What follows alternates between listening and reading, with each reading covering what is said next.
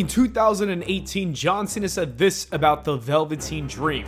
I would rather face Velveteen Dream. You know how, like, in the Star Wars movies, like, the old Jedis can look at, like, the rookie Jedis and be like, I think that's the one.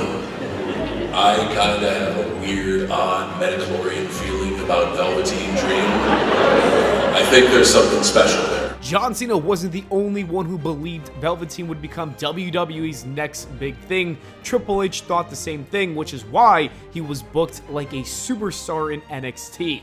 The Dream had all the right tools to become the face of the company. He was great in the ring and even better with this character work. However, Velveteen's Dream quickly became a nightmare during 2020 with the Me Too movement. Many fans were speaking out about the odd encounters with wrestlers, and the allegations quickly stacked against Patrick Clark, and they were so serious that the WWE had to take Velveteen away from TV while they investigated the situation. The company reportedly found nothing during the investigation, but Velveteen never recovered after this incident. The WWE then released him a year after this, and to make matters worse, he was arrested 2 times in 2022. With the allegations in 2020, as well as the arrest, it's safe to say that he's essentially banned from WWE. It is worth mentioning that Patrick Clark said this in an interview with Chris Van Vliet earlier this year. This never happened. This never happened. It's the same narrative that the first 2 accusations were about. Again, I have a past. I don't have a history.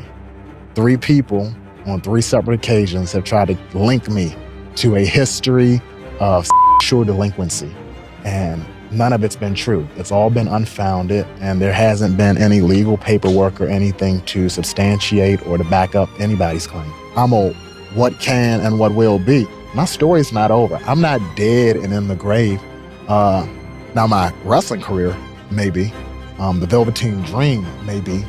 In June 2007, the infamous Chris Benoit tragedy happened. It truly shocked the entire world. After WWE discovered the details behind the incident, Chris Benoit's name was immediately blacklisted from the company. There has not been any mention of him since, and he will never get inducted into the Hall of Fame, and unfortunately it looks like his son is also paying for his actions because he is also banned from WWE and competing inside a squared circle. In an interview, David Benoit spoke about his desire to become a wrestler, and this is what he said.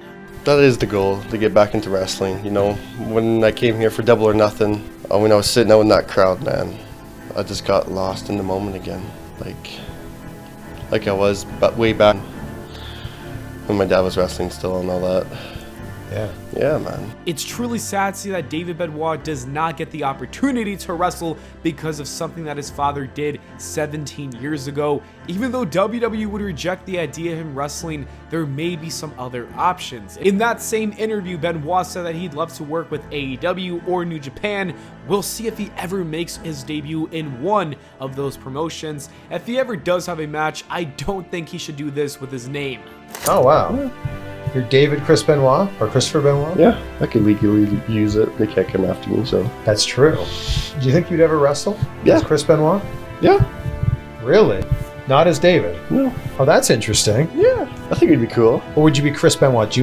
Yeah, man, I got the tights and it says Your Benoit tights? with the claw. Oh, wow. Yeah. Wolverine. Yeah. Wow. Enzo Amore quickly found success when he joined Raw with his tag team partner, Big Cass. The team's catchphrase got extremely over with the audience, and it seemed like they were going to have a long and healthy career with the promotion. Unfortunately, that did not happen, mainly because of Enzo Amore and his backstage problems. For example, even before he was on Raw, the WWE fired him because he farted during a serious promo in NXT. Farted in a Dusty Rhodes promo class, to which Dusty Rhodes kicked me out of it, got me fired that night, called up Triple H in the morning and got me rehired.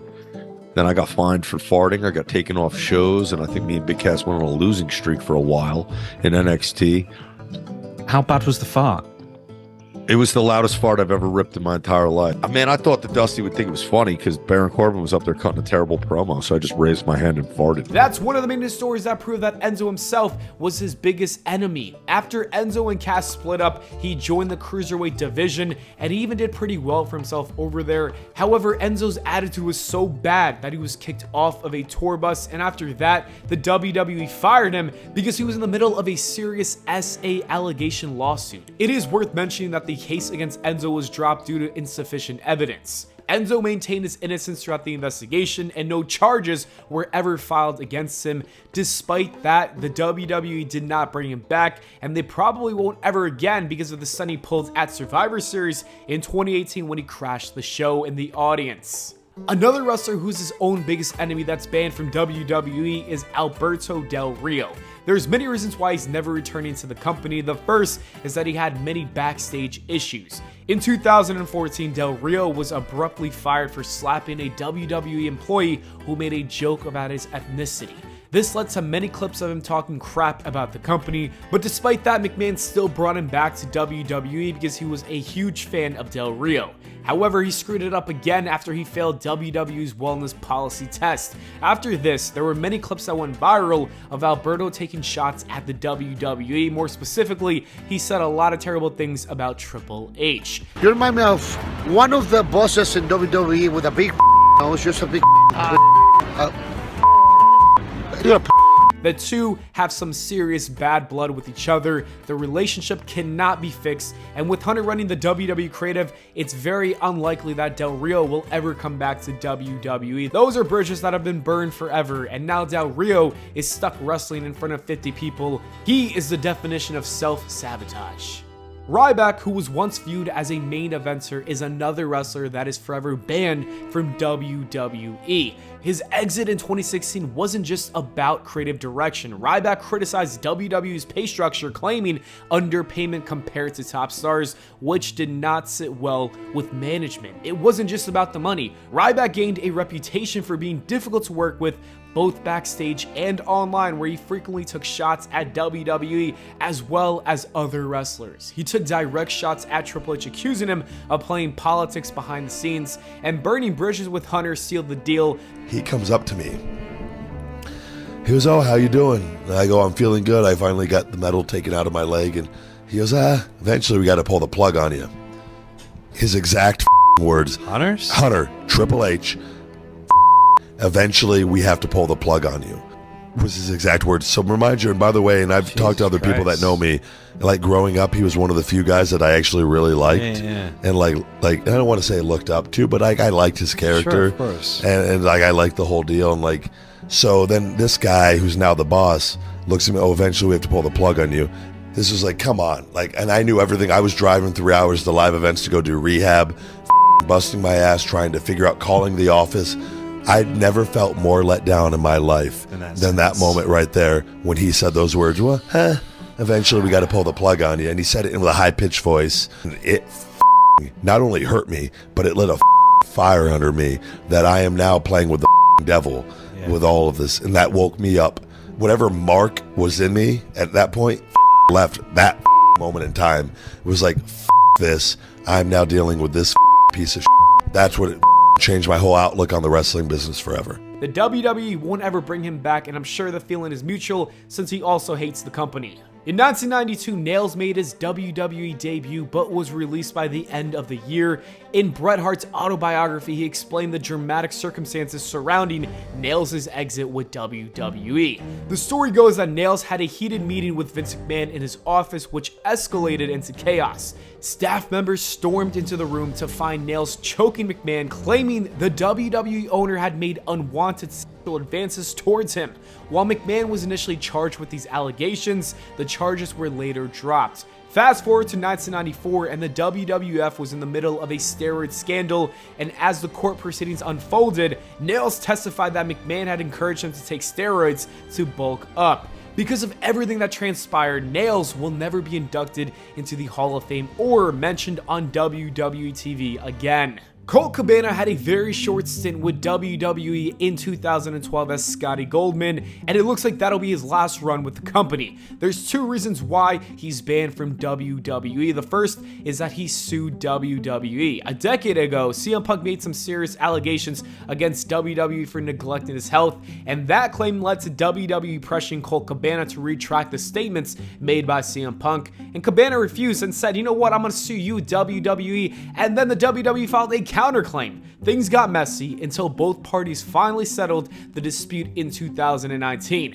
When you sue the WWE, you can pretty much guarantee that you won't be returning to the company again in the future. In addition to that, CM Punk is also working with WWE, and that doesn't help either. As we know, the entire AEW fallout between CM Punk and AEW started because of the rumors created surrounding Col Cabana. The Elite believed that Punk was the reason Cabana had a reduced role. All hell broke loose, and we eventually got to CM Punk's return to WWE. With all that said, Col Cabana is probably blacklisted by WWE to prevent any incidents from occurring again between these two. Wrestling legend Tully Blanchard's daughter, Tessa Blanchard, became one of the biggest names outside of the WWE during her run with TNA. However, we'd see her downfall in 2017 after racist allegations from other wrestlers. Multiple wrestlers came out to confirm that she did indeed use racist slurs and treated people poorly backstage. She's also been accused of being difficult to work with behind the scenes. Reports of her being disrespectful and having a poor attitude have followed her throughout her entire career. Her reputation for being uncooperative added to her difficulties in maintaining positive relationships with other promotions. These issues have made Blanchard a risky hire for many companies, leading to her effectively being blacklisted from major companies like WWE and AEW. Her immense talent in the ring is overshadowed by these controversies, keeping her out of the mainstream wrestling scene. Sunny was once a trailblazer in WWE's early years. She is now blacklisted from the company due to a long history of personal and legal troubles. Despite being a Hall of Famer, her repeated arrests, mostly for DUI and domestic violence charges, have made it impossible for WWE to continue associating themselves with her. Her struggles with addiction are well documented, and while WWE tried to help her by paying for multiple rehab stints, Sunny's continued downward spiral left the company no choice but to cut ties. What further solidified her ban from WWE is her recent entry into the adult entertainment industry, which conflicts with WWE's family-friendly corporate image. With all these issues combined, Sunny has become a liability WWE does not want to be connected to, distancing themselves from the once iconic manager who helped define their Attitude Era. Teddy Hart was once considered one of the most promising members of the legendary Hart family, but he is sadly banned from major wrestling companies due to a series of personal and professional controversies. Despite his undeniable in-ring talent, his erratic behavior, legal troubles, and failure to meet professional commitments have made him too risky for promotions to work with. Hart has been arrested multiple times, including charges related to drugs and accusations of animal cruelty, which severely tarnished his reputation.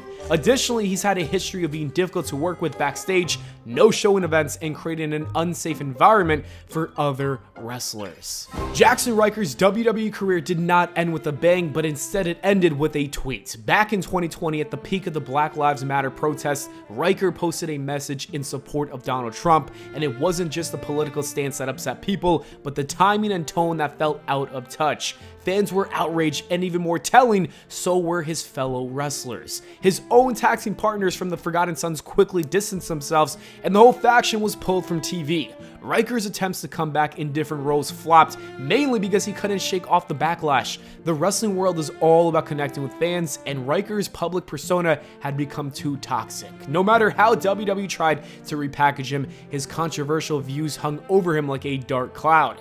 Gable Stevenson's WWE run was set to be something huge. An Olympic gold medalist with a wrestling background, many thought that he would become the next Kurt Angle, but things did not go as planned. Despite all the hype, his debut failed to connect with the fans. His in-ring performances were underwhelming, and the excitement surrounding him fizzled out very quickly. But it wasn't just his lackluster matches that hurt his WWE career. Fans could not forget about the cloud over his past. His 2019 SA investigation kept resurfacing every time he appeared. Social media lit up with reminders of the trial, overshadowing anything that he did in the ring. The WWE, already sensitive about bad press, could not shake the negative attention, so it's no surprise that Gable Stevenson's WWE run was a bust and he quietly disappeared from the spotlights. Sexy Star is the last wrestler who was banned from WWE for a shocking incident in 2017. During a match at AAA's Triple Mania event, she intentionally injured her opponent Rosemary by putting her in an armbar and refusing to let go after the match had ended. This blatant disregard for her fellow wrestler's safety caused outrage across the industry.